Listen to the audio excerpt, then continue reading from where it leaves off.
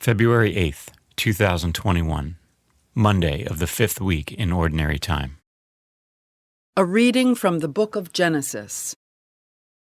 In the beginning, when God created the heavens and the earth was a formless wasteland, and darkness covered the abyss, while a mighty wind swept over the waters. Then God said, "Let there be light," and there was light. God saw how good the light was. God then separated the light from the darkness. God called the light day, and the darkness he called night. Thus evening came, and morning followed, the first day. Then God said, "Let there be a dome in the middle of the waters, to separate one body of water from the other." And so it happened. God made the dome, and it separated the water above the dome from the water below it. God called the dome the sky. Evening came, and morning followed, the second day. Then God said, "Let the water under the sky be gathered into a single basin, so that the dry land may appear." And so it happened. The water under the sky was gathered into its basin, and the dry land appeared.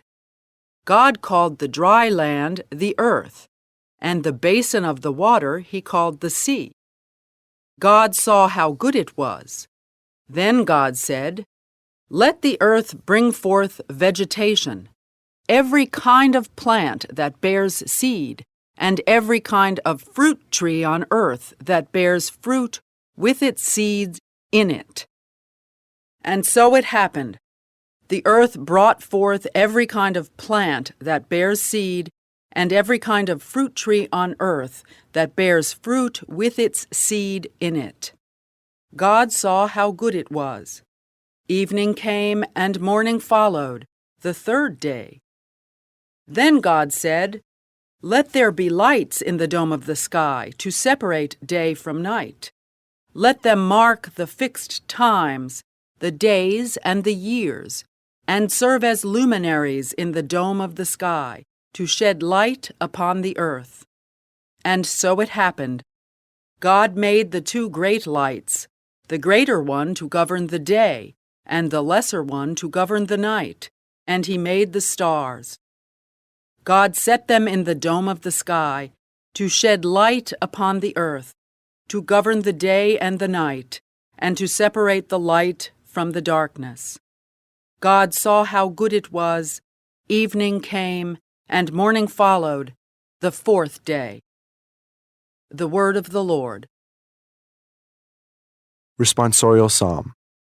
The response is, "May the Lord be glad in his works." Bless the Lord, O my soul. O Lord my God, you are great indeed. You are clothed with majesty and glory, robed in light as with a cloak. May the Lord be glad in his works. You fixed the earth upon its foundation, not to be moved forever. With the ocean as with a garment, you covered it. Above the mountains the waters stood. May the Lord be glad in his works. You send forth springs into the watercourses that wind among the mountains. Beside them the birds of heaven dwell. From among the branches they send forth their song. May the Lord be glad in his works. How manifold are your works, O Lord! In wisdom you have wrought them all. The earth is full of your creatures. Bless the Lord, O my soul. Alleluia. May the Lord be glad in his works.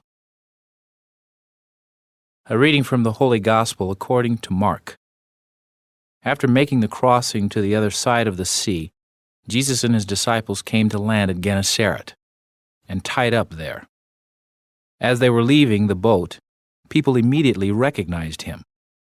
They scurried about the surrounding country and began to bring in the sick on mats to wherever they heard he was. Whatever villages or towns or countryside he entered, they laid the sick in the marketplaces and begged him that they might touch only the tassel on his cloak, and as many as touched it were healed. The Gospel of the Lord.